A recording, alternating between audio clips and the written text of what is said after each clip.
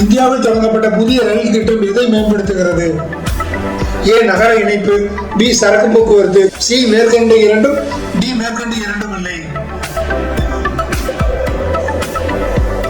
Answer C மேற்கண்ட இரண்டும்.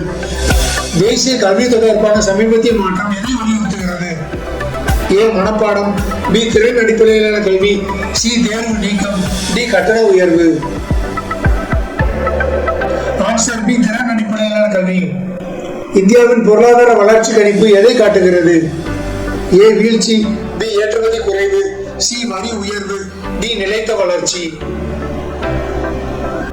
Answer D நிலைத்த வளர்ச்சி.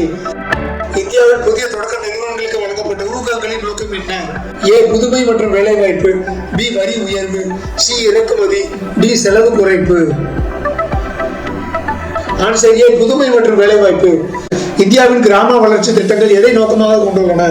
ஏ நகர இடம்பெயர்வு, பி பிராந்திய சமநிலை, சி வரி உயர்வு, டி ஏற்றுமதி. ஆன்சர் பி பிராந்திய சமநிலை. இந்தியாவின் காலநிலை நடவடிக்கைகள் முக்கியமாக எதை நோக்கமாக கொண்டுள்ளன?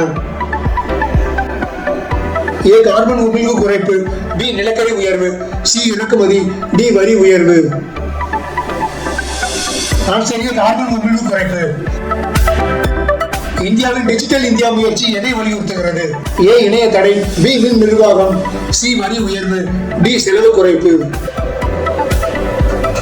ஆன்சர் பி மின் நிர்வாகம். இந்தியாவின் புதிய வேளாண் காப்பீட்டு திட்டம் எதை பாதுகாக்கிறது? ஏ தொழில்துறை, பி விவசாயிகள் வருமானம், சி மேற்கண்ட இரண்டும், டி மேற்கண்ட இரண்டும் இல்லை. ஆன்சர் பி விவசாயிகள் வருமானம். இந்தியாவில் தொழில்துறை வளர்ச்சி அதிகரிப்பதற்கான காரணம் என்ன? ஏ உள்நாட்டு முதலீடு, பி வரி உயர்வு, சி இறக்குமதி, டி பணவீக்கம். ஆன்சர் ஏ உள்நாட்டு முதலீடு. இந்தியாவின் புதிய துறைமுக மேம்பாட்டு திட்டம் எதை வலுப்படுத்துகிறது? ஏ ஏற்றுமதி, பி சுற்றுலா, சி சுகாதாரம், டி மேற்கண்ட எல்லாம். ஆன்சர் ஏ ஏற்றுமதி.